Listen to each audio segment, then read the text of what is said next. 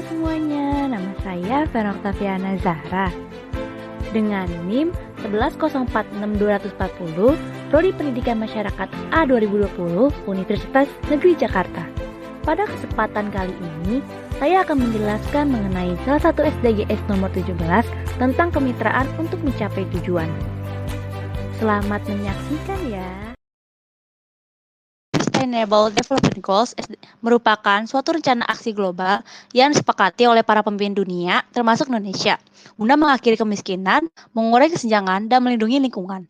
SDGs berisi 17 tujuan dan 169 target yang diharapkan dapat dicapai pada tahun 2030, guna mengakhiri kemiskinan, mengurangi kesenjangan, dan melindungi lingkungan. SDGs berlaku bagi seluruh negara atau bersifat universal, sehingga seluruh negara terkecuali negara maju memiliki kewajiban moral untuk mencapai tujuan dan target SDGs. Berbeda dari pendahulunya, Millennium Development Goals atau MDGs, SDGs dirancang dengan melibatkan seluruh aktor pembangunan, baik itu pemerintah, civil society organization atau CSO, sektor swasta, akademisi, dan sebagainya. Kurang lebih 8,5 juta suara warga di seluruh dunia juga berkontribusi terhadap tujuan dan target SDGs. Nah, di bawah ini ada 17 tujuan dari SDGs.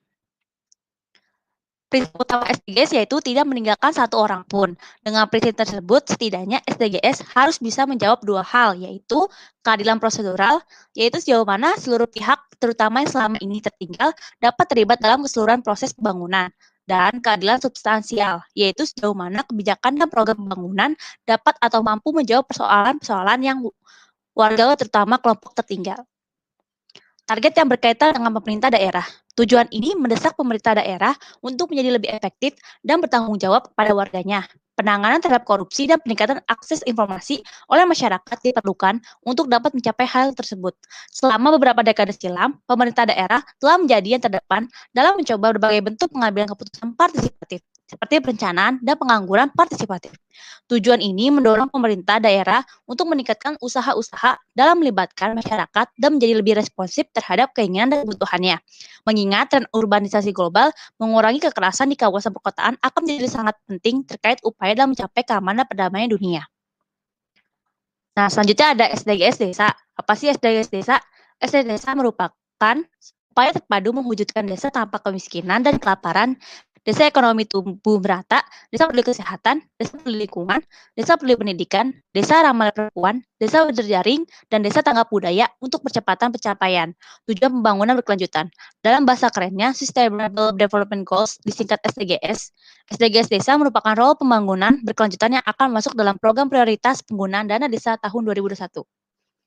Tujuan dan sasaran SDGs menunjuk dari Peraturan Menteri Desa Pembangunan Daerah Tertinggal dan Transmigrasi Nomor 13 Tahun 2020 tentang prioritas penggunaan dan dana desa tahun 2021.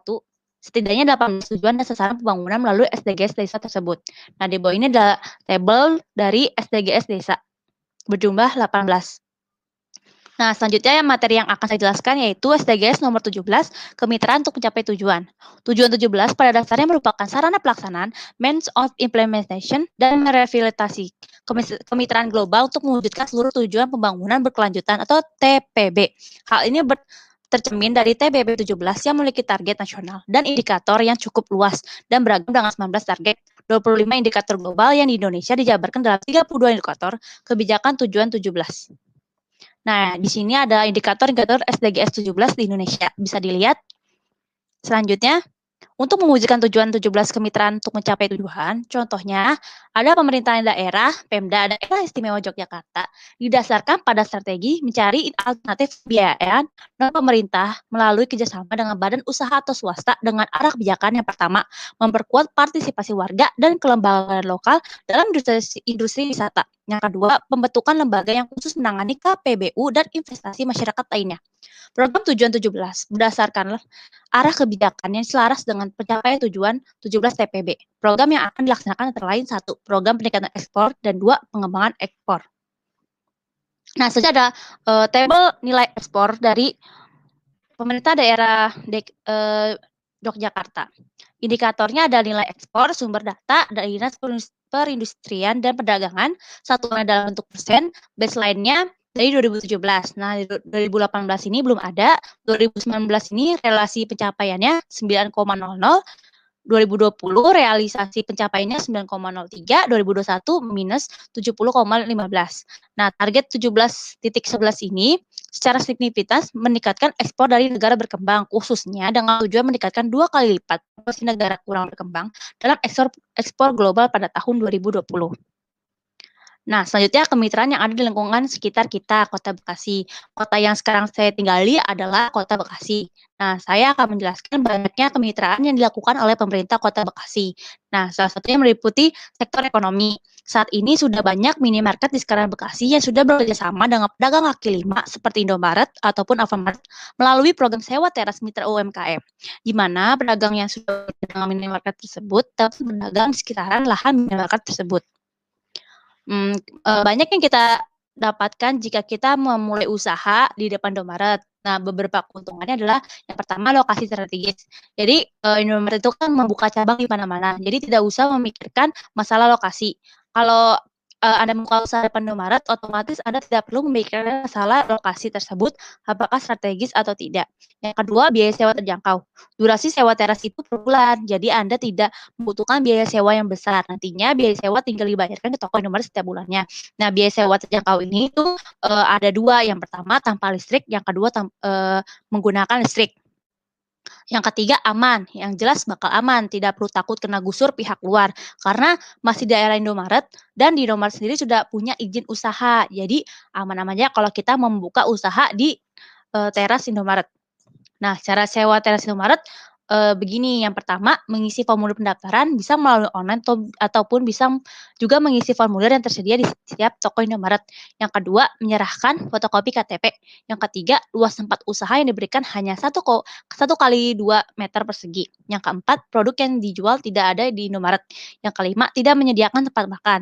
Nah, kalau mau isi pendaftaran secara online bisa melalui link di bawah ini atau bisa juga tanyakan kepada kepala toko Indomaret terdekat kalau pengen kita sewa teras.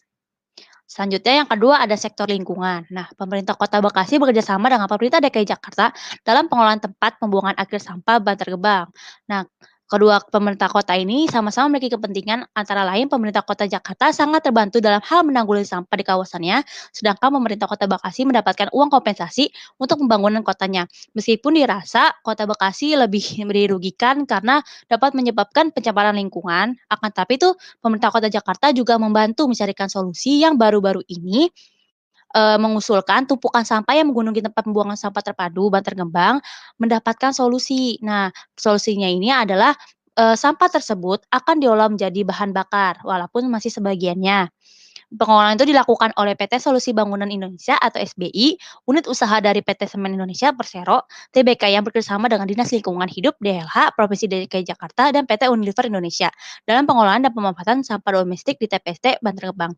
Di kiri bisa lihat penampakan dari em, tempat sampah Bantar Gebang dan di kanan itu ada Gubernur Kota Jakarta Anies Baswedan bekerjasama dengan Wali Kota Bekasi Dr. Rahmat Effendi dalam kegiatan strategis daerah nomor 27 optimalisasi TPST Bantar Gebang.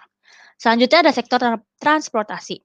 Pemerintah Kota Bekasi bekerjasama dengan perusahaan jasa angkutan online yaitu Gojek dalam meningkatkan pelayanan publik berbasis digital. Pelayanan melalui aplikasi Gojek ini memudahkan masyarakat untuk menyetorkan pajak bumi dan bangunan perkotaan dan pedesaan atau PBBP 2 sebagai sumbangsi bagi pendapatan asli daerah PAD Kota Bekasi dan untuk memasarkan produk UMKM. Kerjasama ditandai dengan penandatanganan kerjasama antara Wali Kota Bekasi Dr. Haji Rahmat Effendi dan Distrik Head Gojek Bekasi Raya Ronald Junaidi pada Senin 26 Oktober 2020 di Stasiun Patriot Candrabaga, Kota Bekasi. Wali Kota Bekasi Dr. Haji Rahmat Effendi mengapresiasi penerapan aplikasi digital Gojek sehingga membantu pelayanan masyarakat Kota Bekasi. Menurutnya aplikasi ini dapat menekan penyebaran COVID-19 melalui protokol kesehatan jadi tanpa ada aktivitas kontak langsung. Nah, yang kiri ini adalah perjanjian antara pemerintah Kota Bekasi diwakili oleh Wali Kota Rahmat Effendi dengan distrik Gojeknya tersebut di Stasiun Candrabaga, Sumarekon. Dan di kanan adalah Gojek yang sedang beroperasi di sekitaran Sumarekon. Oke, sekian penjelasan dari saya, kurang lebihnya mohon maaf, semoga bermanfaat. Billahi taufik wal hidayah. Wassalamualaikum warahmatullahi wabarakatuh. Terima kasih.